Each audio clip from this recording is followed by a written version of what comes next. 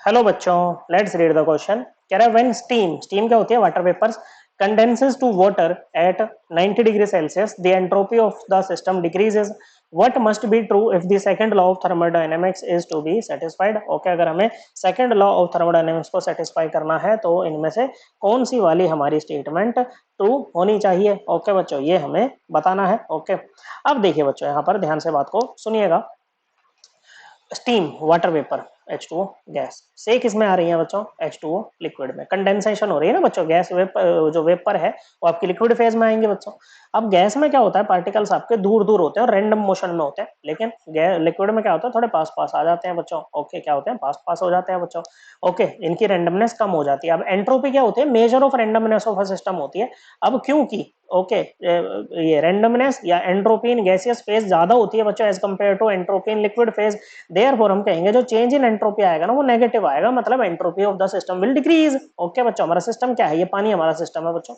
Okay, system क्या होता है, it is that part of universe which is under thermodynamic consideration बच्चों। Okay, तो ये हमारा सिस्टम है। ओके, सिस्टम की एंट्रोपी डिक्रीज कर रही है बच्चों, delta S of system decrease कर रही है, मतलब डेल्टा एस जो सराउंडिंग का है वो क्या करेगा बच्चों, वो इंक्रीज करेगा। अब सुनिए बच्चों, सेकंड लॉ ऑफ थर्मोडायनेमिक्स क्या कहता है, सेकंड लॉ ऑफ थर्मोडायनेमिक्स कहता है कि एनी स्पॉन्टेनियस प्रोसेस वो होती है बच्चों which occur on their own after proper initiation. Any spontaneously occurring process will always lead to an increase in entropy of the universe. Okay, spontaneous process होगी तो universe की एंट्रोपी क्या करेगी बच्चों, इंक्रीज करेगी। तो यहाँ पर क्या हो रहा है, डेल्टा सिस्टम का अगर घटेगा ना तो सराउंडिंग का बढ़ेगा। ओके, तो सेकंड लॉ तो क्या कह रहा है कि एंट्रोपी ऑफ यूनिवर्स जो है ना वो इंक्रीज करेगी ना कि डिक्रीज करेगी बच्चों। और 90 डिग्री सेल्सियस पे स्पॉन्टेनियस प्रोसेस है, क्योंकि वाटर वेपर कब बनते हैं बच्चों, अगर 1 atm प्रेशर है तो 100 डिग्री सेल्सियस पे बनता है बच्चों, मतलब जो बॉईल होता है उससे नीचे तो वो पानी ही बनता रहेगा बच्चों। ओके, तो ये बात गलत है। कह रहा है entropy of surrounding also decreases, नहीं बच्चों इंक्रीज करेगी, गलत।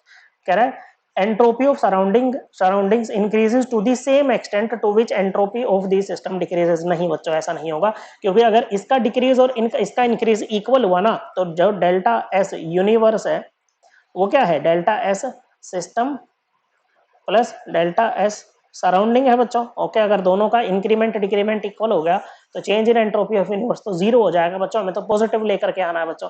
तो यहाँ पर बात क्या है कि जो सराउंडिंग की एंट्रोपी इंक्रीज कर रही है ना वो ज्यादा मैग्नीट्यूड में कर रही है as compared to decrease in entropy of the system. तो ये बात in with respect to second law of thermodynamics एकदम सही है। Correct answer option 4। आई होप आपको एकदम क्लियर हो गया होगा। और ये बच्चों सेकंड लॉ का जो कंसेप्ट है, एंट्रोपी का जो कंसेप्ट है। ओके बच्चों, ये चैप्टर 6 एनसीईआरटी केमिस्ट्री वाली किताब बच्चों हमारी क्लास 11th की थर्मोडायनेमिक्स चैप्टर में हमें जाना है, पेज नंबर 176 ऑनवर्ड्स हमें मिल जाएगा बच्चों। Okay, so correct answer is option 4। आई होप आपको एकदम क्लियर हो गया होगा। थैंक यू बच्चों।